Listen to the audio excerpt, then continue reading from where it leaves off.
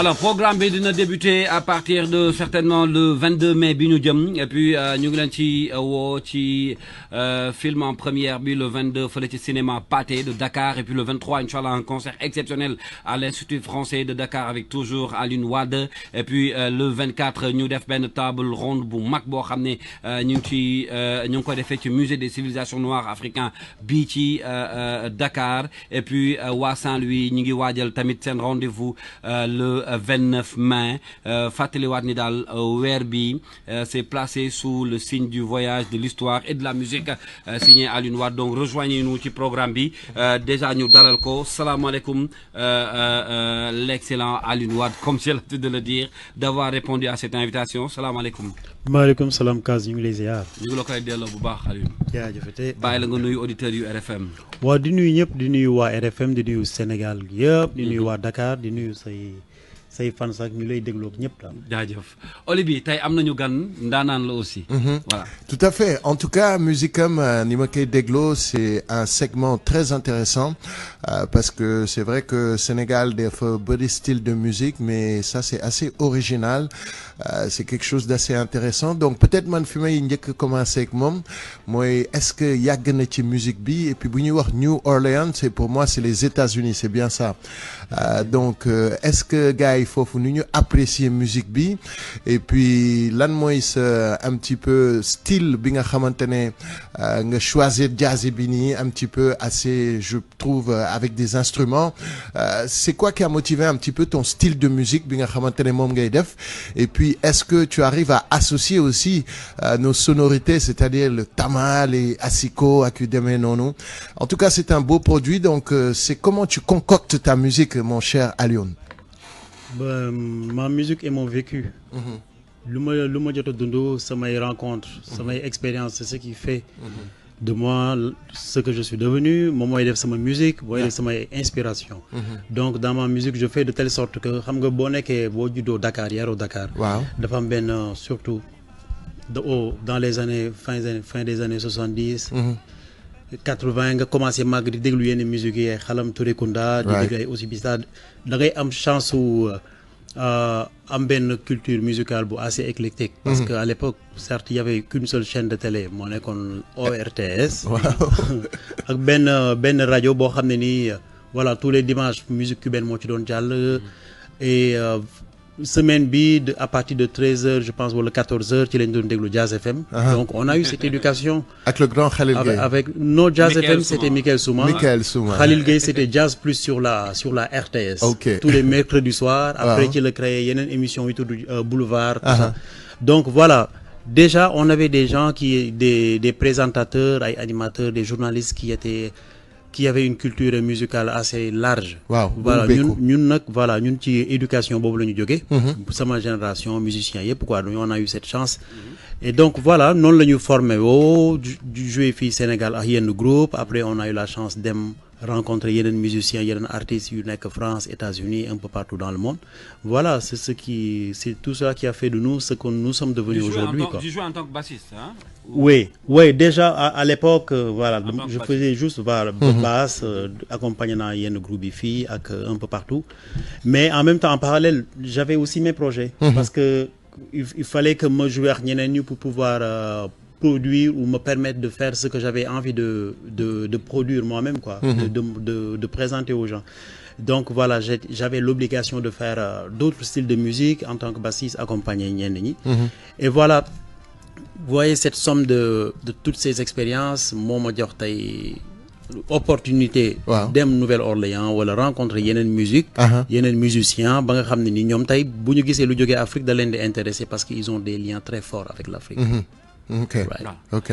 Intéressant alors le Sénégal ci sa carrière c'est vrai que wax nga jaar bi li nga commencé di def ak boobu ak léegi mais naka le Sénégalais yi par exemple à distance boo nekkee bitim réew ban gis-gis ngay am ci sa musique maanaam nan la ko Sénégalais yi di gisee est-ce que retour yi ngay am ñi ngi comprendre le style ak ni nga koy defee parce que à chaque fois qu'on parle de Alioune Wade la plupart ñi nga xam ne dañu xam musique mais dañuy apprécier énormément mais yow est-ce que à distance yaa ngi am ce retour là et comme yan retour ngay faral di am d'habitude. Ah mais bien sûr man j'ai l'habitude de dire en fait ki bëggul sama musique mooy ku ko dégloogul. waaw oui mais bu dalee ci yenn nopp yi non am lu baax moom lu baax la rek bu dee musique bi si les guitares sont bien accordées clavier bi voix yi juste na bu duggee ci nopp doomu aadama yi moom doomu aadama ci boppam dafa bëgg lu baax donc lu baax bu ci duggee daf koy apprécier mu xam ko bañ ko xam ñu ko bëggagul nag mooy ñoo xam ne dalagul seen nopp donc voilà c'est un travail que nous devrons faire ñun ñëpp le présentateur le journaliste l'artiste ñoo war xam nga nu mu tuddee sax nit moom bu demee marché lu mu fa fekk lay ndugg voilà c'est ça donc am na benn époque boo xam ne nii des années 80 gars yi dañu doon déglu musique bu doon jógee fële ci biti non sénégalais yu nekkoon ci biti comme des Xalam wala Touré Kunda ils étaient connus aussi au Sénégal donc c'est une mission boo xam ne ñun ñëpp dañ ci am part présentateur bi auditeur bi voilà artiste bi donc voilà am sénégalais yi jot a déglu sama musique quand je fais des concerts en France wala fenn un peu partout dans le monde sénégalais yu fa nekk bu ñu ko yëgee dañuy ñëw et ils apprécient aussi ñu je pense que sénégalais dafa bëgg lu baax dafa yàgg nañ di déglu ay musique bi jógee Congo c'est pas de la musique sénégalaise c'est de la musique africaine tant que ça sonne bien le Sénégal l'aime donc voilà donc maintenant c'est à nous vous de jox ñooñu ñëpp opportunité wu ñu am accès ci musique boobu. mais justement li ngay wax c'est très intéressant parce que yaa ngi tudd ay Xalam ak ay groupe yoo xamante ne vraiment pousse nañ affaire bi ci seen jamono je sais pas actuellement am na ñoo xamante ne génn nañ ci circuit bi am na ñoo xam ne ñu ngi ba léegi ci circuit bi est-ce que tu as des relations ak grands yooyu ces grands artistes par exemple waa Touré Kunda je sais pas est-ce que yaa ngi link ak ñoom et puis New Orleans man bu ma koy dégg c'est vraiment un endroit qui est la base le berceau de cette musique est-ce que tam yaa ngi collaborer ak artistes yu nekk foofu et comment ça se passe un petit peu cet univers et puis ces artistes yi nga xamante ne nekkoon nañ fi pousse nañ yoon bi avez-vous des relations encore? Ben oui man fii laa juddoo fii laa juddoo yaroo fi tàmbali fi musique j'ai joué avec des artistes ici au Sénégal j'ai fait 9 ans avec Ismaël Lo j'ai fait aussi Mbaye Faye sax joué naa songu maa ko doon def naa Touré Kunda j'ai tourné ak ñoom j'ai enregistré seen ay disques bon Touré Kunda maintenant ñu si des bareetul oui voilà alors donc c'est du benn groupe quoi ay chanteurs ay frères la ñu doon def ñenn ñi am na ñoo xam ne ñaar décédé nañ ci donc le groupe n'existe plus réellement donc ñeneen ñi Xalam je les connais ce sont des je dirais même ce sont des tontons quoi donc ñoom ñoo nekkoon suñu ay école donc voilà je connais les musiciens sénégalais parfaitement comme il faut multi-instrumentiste nga puisque on parle de basse là tu es à la voix également mais est-ce que tu joues d'autres instruments également? Oui guitare piano percussion yooyu laa commencé d'ailleurs parce que maa ngi commencé musique 86 85 86 solfège laa commencé très bien parce que comme paa bi musicien la woon aussi donc dama amoon benn prof de musique bu doon ñëw kër ga tous les mercredis et samedis ak moom la voilà commencé solfège parce que paa bi il insistait vraiment là-dessus quoi pour ñu jàng musique et donc il y avait un piano à la maison moom tam da doon jouer aussi avec mes sœurs on a commencé à jouer à pianoter un peu donc c'est une famille de musiciens on peut dire ça mais je suis le seul xawma ndax je suis le seul rescapé ou bien je suis le seul qui a succombé xawma lan laa ko mën a waxee et ñeneen ñi ils ont eu la chance de ne pas faire la musique super voilà fàttaliwaat ni ñu am privilège tey dalal ko Alioune Wade qui est à Dakar pour non seulement programme yi ma wax léegi mais album bu am solo bi muy waaj a génneel accompagné de Thierno Oli bëggoon naa nga jegeel ma micro Mame Thierno boobu Thierno ñaa qui est à côté pourquoi Mame Thierno parce que Mame Thierno d'habitude à chaque fois qu'il y a un projet yu intéressé à àddina bi ouais mais surtout daf ciy nekk à chaque fois que je vois Thierno ci événement wala ci sortie album day nekk loo xam ne day jëriñ musique sénégalaise moo xam fii wala bitim réew parce qu'il le fait également beaucoup à l'étranger précisément en Belgique donc cette fois-ci moom moo tax sax ñu ma am Alioune Wade dans ce studio donc merci Mame Thierno ci wuy si bi déjà ak gunge bi ñu bàyyi la nga nuyu auditeurs yi yow aussi. Merci beaucoup Kals, merci Olivier, ça fait plaisir de vous voir parce que j'entends que la voix. Merci. Et aujourd'hui de mettre une image sur la voix, c'est bien. Plaisir partagé. Merci beaucoup Kals. Alors Mame Thierno, quand on parle de Alioune Wade aussi, li ma wax léegi nii beneen mbégte la pour Sénégal beneen ndam la pour la musique sénégalaise et surtout lu ñu dem bitim réew dañuy xalaat aussi dellu si Sénégal pour wan ñëpp ni fii la lépp tàmbalee. Merci beaucoup Kals, comme tu l'as si bien dit, moi je pense que ce qui est important c'est que Alioune wax na ko sànq quand c'est bien c'est bon on doit le découvrir et nous tous je pense que si lu ñu nekk on a une mission quelque part de faciliter cette découverte de mettre quand même tous les possibilités et les moyens qu'il faut pour que les gens découvrent. Peut-être qu'il y a certaines personnes qui n'ont pas encore la chance ou bien l'opportunité de découvrir, mais bon, Alioune, comme il l'a si bien dit, ça fait quand même depuis 1986 qu'il a commencé à faire de la musique, c'est pas hier, quoi. C'est clair. Voilà, il a un background assez important. Et aujourd'hui, j'avoue que si on regarde les artistes sénégalais qui tournent le plus dans le monde, je pense que je peux sans pour autant me tromper, je peux dire que Alioune est l'artiste sénégalais qui tourne le plus pour le moment, parce que il a au moins une trentaine voire une quarantaine de dates sur toute l'année, un peu partout à travers les 4 coins du globe. Donc c'est important. Et aujourd'hui, comme Kals l'a dit, on a un beau projet à présenter sur Dakar. Il a travaillé sur un album New African Orleans qui est quand même un album d'inspiration, de recherche approfondie. Et c'est ce qui est important. Parfois tu peux faire de la musique, tu peux rester sur un genre, mais parfois il est important aussi d'approfondir des recherches dans ce que tu fais. Et pour moi, cet album New African Orleans, c'est la somme de plusieurs rencontres avec beaucoup de musiciens à travers le monde qui a forgé la personnalité de l'album. Parce que parfois, pour moi, un artiste, entre les tournées, entre les prestations, les performances, les enregistrements, tu rencontres différents musiciens. Il arrive un moment où tu as envie quand même de matérialiser ces rencontres par un album. Complètement. Parce qu'il ne faut pas oublier que aussi l'album est accompagné par un film. Un film qui a été tourné entre le Ghana, le Sénégal et New Orleans.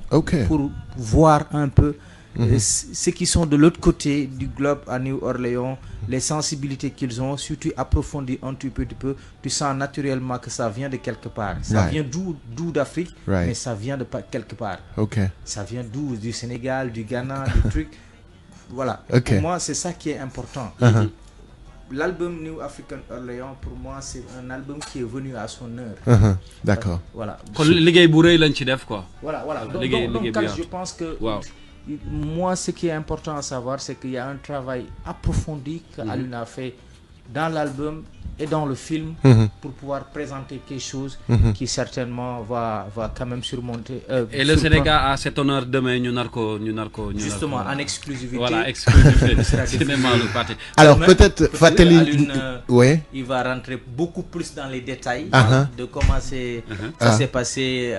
La production du film, mais quand même, grosso modo, je pense que c'est un album qui quand même reflète un peu le parcours de Alioune.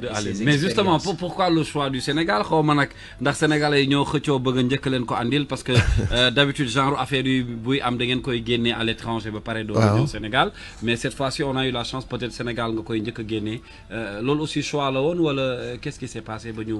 Oui, mais en fait c'est un choix naturel, c'est normal parce que l'histoire a débuté ici. Parce que le film, déjà, ça parle de l'homme africain qui a été déporté en Amérique.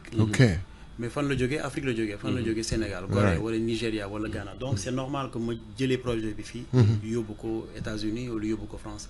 C'est juste je pense que c'est assez logique tàmmali ko fii wane ko d'abord Sénégal. C'est surtout normal pour man, je suis sénégalais, donc lépp loo xam ne dama ko am ci lu baax dama koy indi d'abord que Sénégal am ko yóbbu feneen quoi. kër ga voilà kër ga ba noppi boo duggee moom ñibbi rek yóbbu topp su ma ko fi jëlee moom door a yóbbu voilà.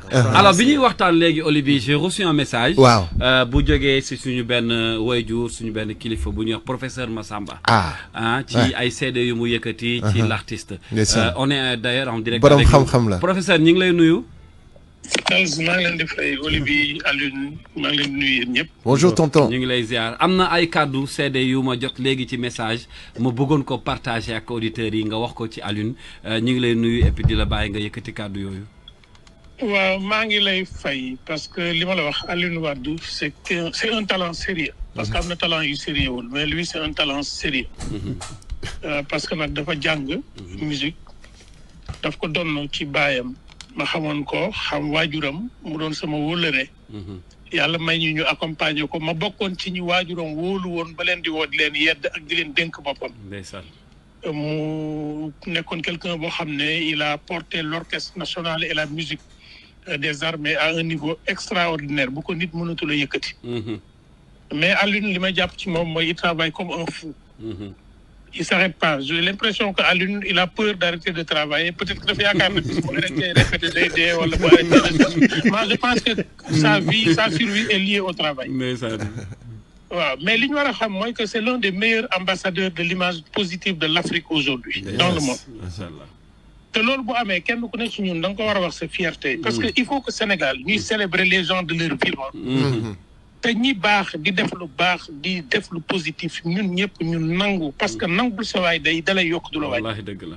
maa ngi nuyu Thierno en passant. parce que moom aussi même travail bi lay def à l'extérieur.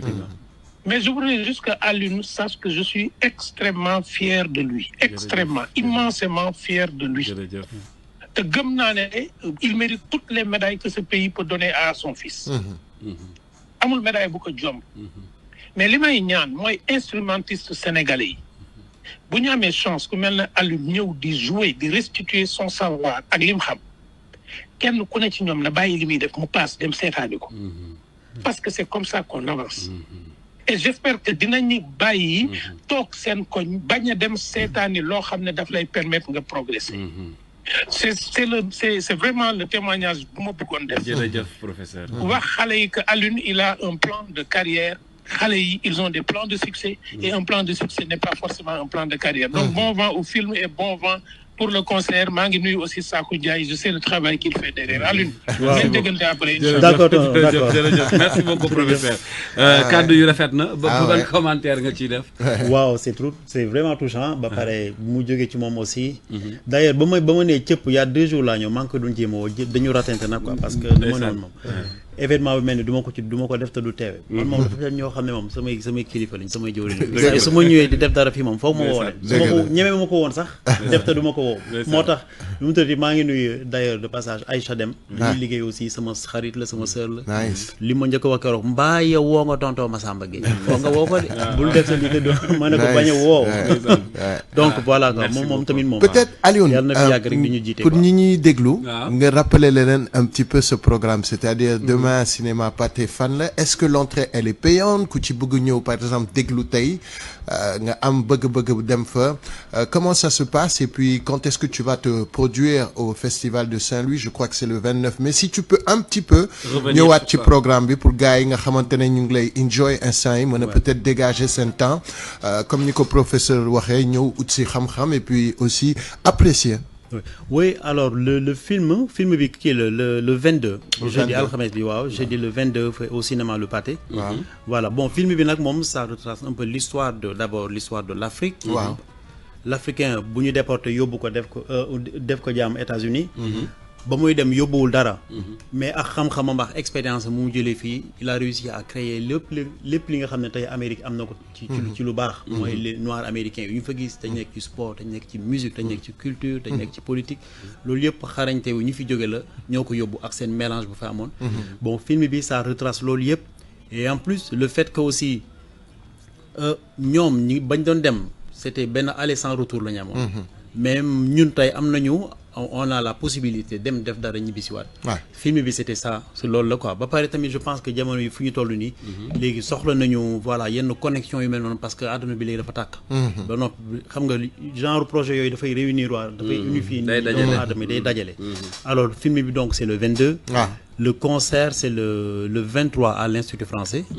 waaw. ex-CCF. En ville ouais.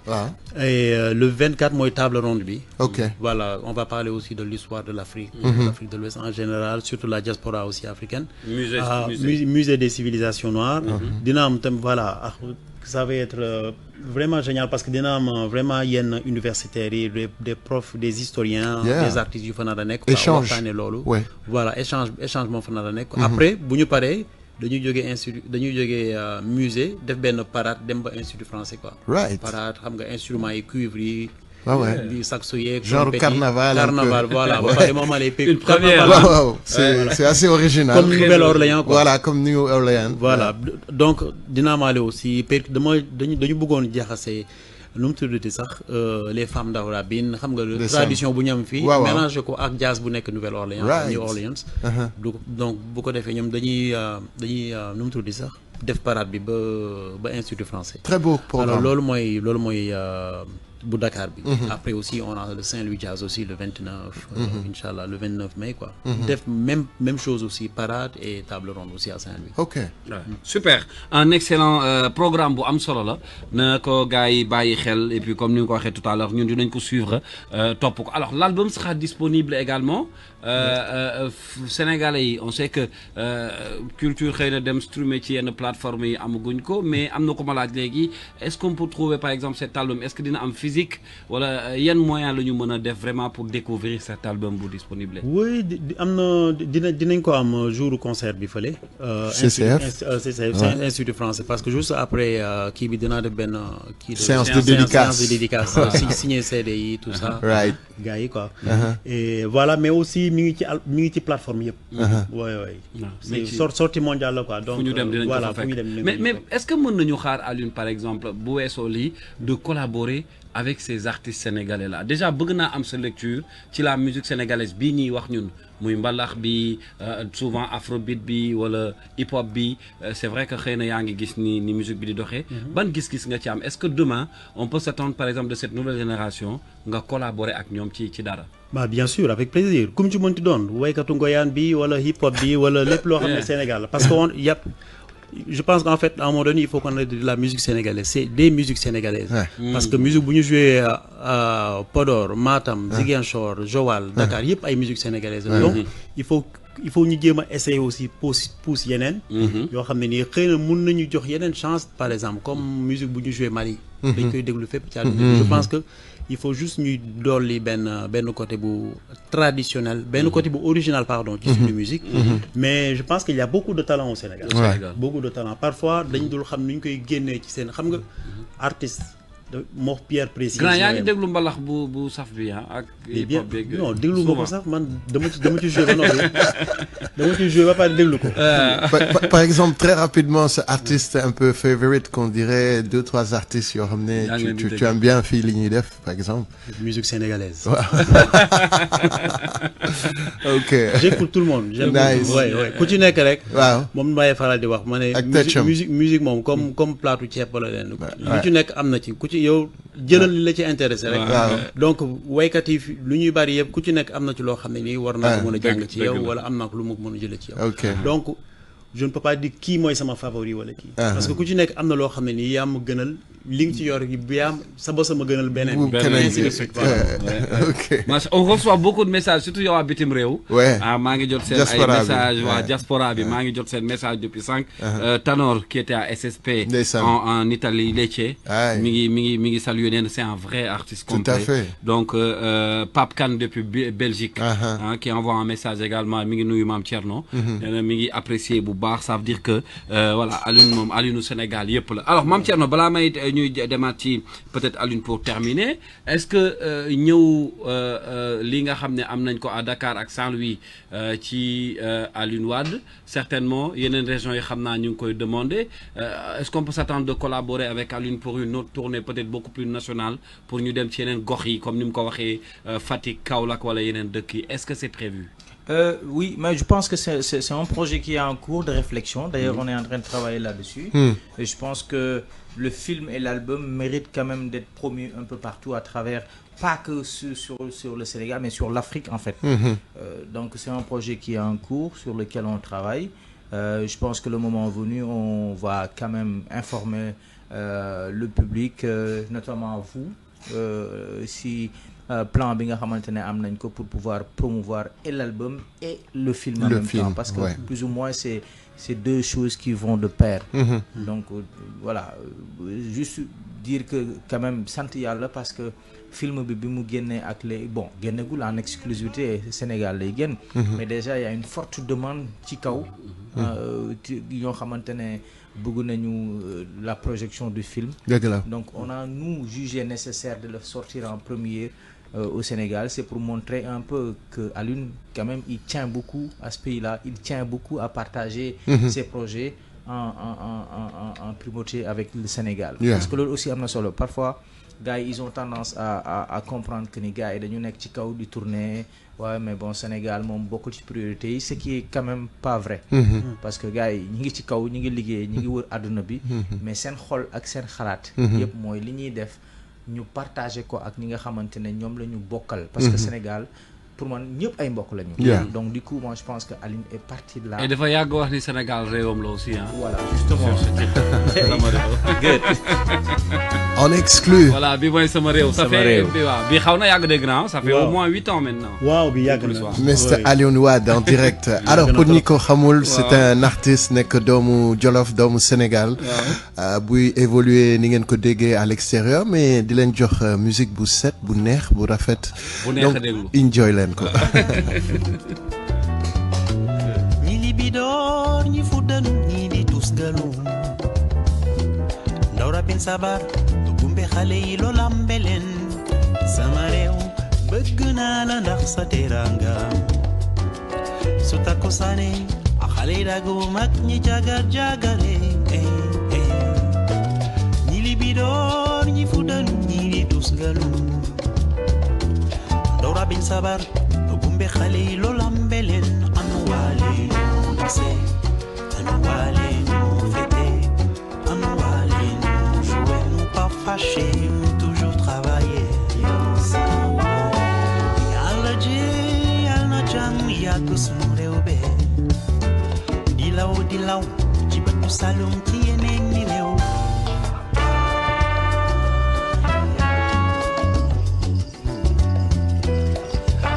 Alioune c'est vrai que waa Saint-Louis dinañ am seen wàll mais waa Kaolack waa Diourbel waa Ziguinchor ñëpp a ngi laaj aussi seen wàll en espérant que tout au long peut-être de cette année di nga dellu si waat Sénégal xëy na pour joxe yeneen date balaa ñuy jeexal grand est-ce que tu as vraiment un message à faire passer pour rawatina sénégalais yi nga xam ne dañu nekk bitim réew parce que bi ma ne dañu lay invité rek on a reçu beaucoup de messages léegi rek maa ngi siy jot ay quelques messages yi nga xam ne ñoom bu ñu génnee di liggéey xëy na wala nekk ci yeneen domaine bu ñu gisee ay sénégalais yu mel ni yéen dañuy gën a fier aujourd'hui est-ce que Alioune day porter benn message pour ces sénégalais yow mi nga xam ne am nga possibilité di dem fu bëri ci àddina bi te ñoom ñu nekk fa xëy na di daan seen doole ci beneen anam nga leen fay fekk souvent est-ce qu'il y a un message vraiment boo war a génnee wala boo bëgg a génnee pour ñoom. waaw en fait ñoom ci lu ñu ne dafa rafet ba noppi. donc nañu jàpp rek insister rek ci lu ñu nekk quoi parce que rafet na ba noppi tu vois. xam nga lu set moom. leen rek nga ci mën quoi fexe ba mu dëkk ci set. donc comme ñoom ci lu ñu ne set na ba noppi. ñun ñëpp man Thierno ñun ñëpp fa lañ dëkk xam nga le fait que tamit ñu nekk fa def na am c'était une excellente formation pour ñun ñëpp quoi. pour Sénégalais yu fa nekk ñëpp jàng nañ fa lu bari. donc même man mii tamit xam nga le fait que ma dem enrichir na lu bari ci man. bon comme ni ñu naan fii moom jàmbaaramu fi ku ñu dimbali rek moo fi ne. donc ñu fa nekk tamit xam nga di ñaan suñu borom taxawu leen. ba nga xam ne nii parce que ku dem rek ñibbisee tax. xam nga. donc bu ko defee ñoom it lépp loo xam ne ni mbébétoon nañ ko rek ñu mën ko indi seen réew. aussi un petit peu assez intéressant parce que xam naa ne beneen bët ngay am étant donné que dëkkoo fi constamment globalement lan mooy sa vision un peu ci suñu dëkk bi ni mu mel je veux dire ni ngay gisee tali ñi. et puis aussi dundin bi la politique les changements importants yi nga xamante ne opéré nañ ko ci suñu society avec ton œil un petit peu de loin comment tu vois les choses est-ce que tu penses que on est sur la bonne route est-ce que non quelle est ton appréciation? Mon œil n'est jamais loin. Mon œil est dedans même. Carrément. Ouais, en fait, on est super bien connecté. C'est pas parce qu'on habite en France ou en Belgique qu'on est loin du pays. Hein. Il y a un petit peu plus de recul quand même. Parfois même, on a beaucoup plus d'informations que nous faisons. D'accord. Ouais, parce qu'on est très connecté. Parce que nous, l'un règle am pour, xam nga yeen da ngeen nek ci biir. Waaw. Ñun benn suñu téléphone rek lañu yor on est connecté tout le temps di lire parce que c'est comme il y a 2 ans 3 ans ba moo amee émeutes tout ça on était super bien connecté et très engagé donc du coup bon là c'est un pays quand même qui est assez extraordinaire bu ñu gisee dëkk bi saa su demee ba nga xam ne dañ naan tey mu jeex fa fekk dëkk bi foofu lay tàmbalee di defaruwaat quoi loolu moom mayu yàlla la nañu fexe ba loolu bu ñu ko perte quoi you know après nag donc il faut pas qu'on essaie de nañu jéem a tegu ci yoon mais il faut pas qu'on essaie d'être des Autrichiens wala des Allemands c'est pas possible amuñu même climat bi amuñu même éducation bi ñoom ñoom de tracé nañ seen ay yëf depuis 1000 ans 600 ans 300 ans dara mosu leen interrompre ñun ñun ci diggante bi nag dañu amoon suñu ay civilisation am lépp mais am na benn 300 400 ans boo xam ne ni dañu ko interrompre imposer ñu beneen affaire là on est en train de recréer beneen modèle une autre façon de voir les choses ça va prendre du temps dafay laaj ay génération yu bari donc voilà loolu moo tax parfois d'ailleurs boo xoolee bu baax man dama naan société bu nekk ni muy dundee la musique am di mel boo xoolee ñun suñu marché yi xam nga générosité bi am kii bu yuuxu fële Baye Fall bi jaar fële xar yi jaar fële donc suñu musique tam booy déglu tamit dafay am quand on écoute la musique sénégalaise on retrouve cette générosité ku nekk ak liberté boobu nit ñi am les gens ici dañu bëgg liberté donc voilà nañu jéem a fexe ba nga xam ne nii suñu li nga xam ne ni gars yi dañ jàpp ne désorganisation la ñun ñu jéem ci fexe ba organiser wu ci suñu ci désorganisation boobu et c'est possible ay nit la ñu am voilà on est quand même en avance par rapport à yenn dëkk yi donc c'est plutôt en bonne voie on dirait ouais en bonne voie mais il faut quand même persévérer et surtout travailler surtout avoir la conscience que qu'on doit travailler quoi c'est ça loolu moo xam nga nit boo xamee feebaram day neex a faj dëgg la voilà mais bu ko xamul du neex a faj donc le fait ñun lu ci ëpp importance mooy ñu xam lu ñu dal ak xam lu ñu war quoi loolu bu ñu ko xamee quand on est conscient et savoir prendre nos responsabilités après ça trace macha allah un message important mais grand kontaan nañu ci wuyu si bi nga ñu wuyu si tey exactement 15h05 passé de 50 minutes ñu ngi ci jeextalu émission bi peut-être on va donner en contact Mame Thierno bu ma mënee jàppale ci loolu depuis tout à l'heure ñu ngi may laaj fan lañ mën a fekk information yi suivre programme bi et puis surtout peut-être un numéro de téléphone ou boo xam ne mën nañ ci contacter Alioune le temps muy nekk Sénégal pour jeexal ak Mame Thierno fan la ñu mën a retrouver toutes ces infos et puis vous contacter également. Justement, merci beaucoup Kals. Donc pour le concert, je demande quand même aux auditeurs d'aller se procurer rapidement des tickets parce que ça va très très vite. Donc au niveau du CCF, ils peuvent acheter directement en prévente, sur place au CCF ou bien via le site du CCF. Il y a toutes les informations nécessaires pour pouvoir se procurer des tickets pour le concert. Mais Kals nga baal ma rek. allez-y. Balaa may jeexal. Je voudrais quand même dire quelque chose de très très très important. Lors des périodes sombres du Sénégal, moi j'avoue que sur le micro, Alioune était un des rares artistes yoo xamante ne à chaque fois qu'il tournait à travers le monde doon na jël au moins benn moment ci concert am pour lancer un message à l'endroit des autorités yi fi nekkoon pour ñu revenir à la raison et je pense que aussi ça c'est quelque chose à magnifier pour dire que vrai c'est l'un des rares artistes qui avait ce niveau d'engagement justement pour vrai ambassadeur c'est pour juste conforter ce qu'il disait que nous on est vraiment connectés avec ce pays là quoi peu importe fu nekk all around of the world fii la quoi on suit on regarde ce qui se passe et notre souhait c'est d'essayer quand même de partager cette expertise qu'on a ci biti et cette expérience qu'on a parce que xam nañ ne mën na jëriñ quoi mën na jëriñ ci ñi nekk ci dëkk bi nekk ci benn voie que ça soit dans la culture que ça soit dans d'autres secteurs il y a une expertise qu'on peut partager qui peut quand même apporter un plus-value et moom il a compris que c'est vrai qu'on est artiste là mais ce qui se passe dans son pays ça le concerne directement en tant que porteur de voix et s'il a une turbine à partager quelques mots pour alerter sensibiliser pour que les gens reviennent à la raison il l'a fait à travers toute sa tournée de 2021 22 23 et c'était très difficile parce que c'est quelque chose boo xamante ne aussi mën na am loo xamante ne mën na am ay répercussions sur sa carrière mais malgré tout il a pris son courage en deux mains pour le faire